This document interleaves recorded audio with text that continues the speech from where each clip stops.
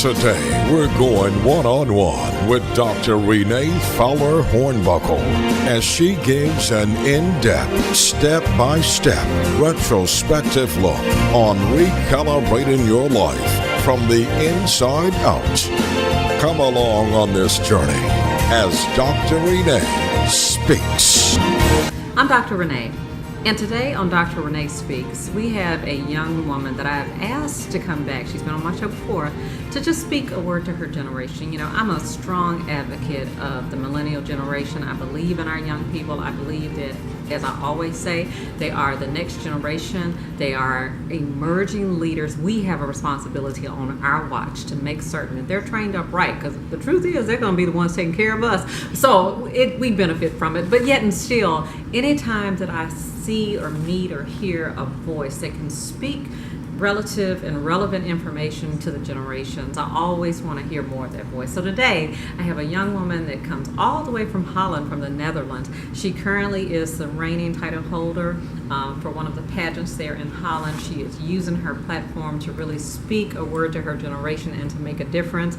I am not going to try to speak Dutch and say her last name, but Mahana, I call her Mahana. Mahana is here, and I'm so delighted that she's chosen to join us again today. Today I've asked her specifically to come prepared to be able to speak a word. So we're going to speak, and I pray that you're listening. Even parents listen, children listen, youth listen, young adults listen, because you know what? The thing of it is that there's so much for you to do. And I want you to be encouraged, inspired, and motivated to get up out of where you are and do something that's going to make a difference so that you'll take your place. So welcome to the show today, Hannah. I'm so glad to have you. And I'll go ahead and say your last name. I don't speak Dutch. I know. See, we would say put twaalf or put out. I don't know. Look, but go ahead. Yeah. My last name is put out. But, okay, can you all say that here in America? Yeah, okay. Just try, just twist your tongue a little bit. Well, I'll tell you what, thanks for coming back and agreeing to be a part of our show today. And specifically today because of the insight and the wisdom that you have as a young woman and what you shared on last episode when you were with me. I just felt like there was something you need to speak. And so I want to give you that opportunity today to speak to whomever you feel is listening and just share something that's prevalent and on your heart today. Thank you.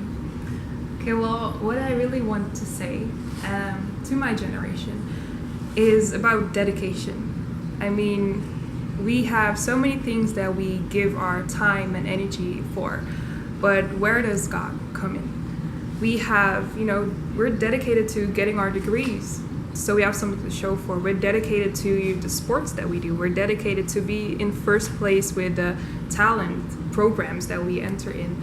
But where are we dedicated enough to really give our time and energy to God?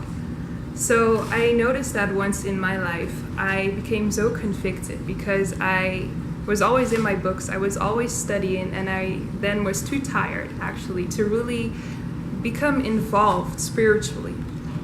And God just convicted me from it several times. He said, "When do you have time for me?" And I was just so hurt. I was so sad. And I told God, I'm so sorry that I'm always busy. And that is really one of the strategies that the devil will use against you to hinder you in your spiritual life. You will become too busy in your agenda to make time for God. So I came out of that because I just felt so empty. I mean, I was doing things and things that can make you happy temporarily. Yeah, temporarily. If I say that correctly. Yeah. But I just noticed that I wasn't really that involved with God in my life. And I was really missing something. So you really have to make sacrifices sometimes. But the best sacrifice that you can make is to put God in the first place. It's not really even a sacrifice, as I called it. But it will sometimes feel to you as, I have less time to do this, I have less time to do that. But really, spending time with God is the best that you can do. And I remember that I was telling God, I really have trouble just being dedicated in reading my Bible. Why is it so hard that I can do so many things? I can spend hours on my phone. But why is it so hard to really open my Bible and to just study the words that are in there? I was kind of confused, but of course you know that Satan, as I said, will try to do everything to hinder you to grow. So opening your Bible is one of the things that he hates you to do, because the things that are in the Bible, I noticed, they're so deep. There's so much that God already knew before you were born, before Christ was born, the prophecies that are in there, everything. He's so omnipotent. And I started studying my Bible, and at first I was like, okay, I'm just reading it and I'm reading it. It didn't do anything for me. But God blessed me with people in my life that handed me devotionals. So one of my advice would be, if you're starting out, if you're trying to read your Bible, get yourself a good devotional, because that is where your dedication will step in, because you will have to make time at least every day, at least 5 minutes of your time you can spend that. And you will notice how many things there are in the Bible that you will not get enough of it, because there are just so many deep things of your life, things that you just need to have that knowledge of. And I'm so happy that these people blessed me with books that I can read. And I promise you that it's the best thing that you can do. Invest in yourself, invest in more wisdom, invest in getting more knowledge, because no one can take that away from you. Invest in getting to know God more, because you will feel so content, so filled when you get to know Him more, when you walk with Him.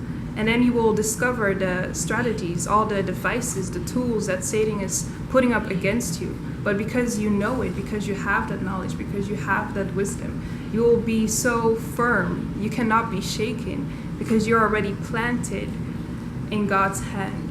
And you have the knowledge to defeat him, but that can only be if you open up your Bible, if you are dedicated enough to really spend your time, to sacrifice certain other things, to be with God. So I want to encourage you to do that and to stay dedicated in doing so. Wow, what a powerful word from an incredible voice to her generation. I'm telling you what, I think we all can learn from that. Is God really first in your life? Have we made space? Have we put him in his proper place in order for him to really be large and in charge in our lives? Well, I tell you what, today your challenge is that you've got to be more dedicated, and the dedication will bring forth the things in your life. So we thank Hannah for being here with us on today. What a powerful word for your generation. Let me tell you something. Listen to what it is that we're speaking to you. We are trying to help you to understand. A lot of times people say, well, people are forcing things down my throat. No, we're not. We're just trying to help you to understand the choices that you have in life. So today, I pray that the presentation of your dedication will be something that will move you to get up to make the changes in your life. So I'm Dr. Renee, this is Hannah, and guess what? We're speaking to you today. The question is, are you listening? To partner and or support Dr. Renee, visit ReneeHornbuckle.com.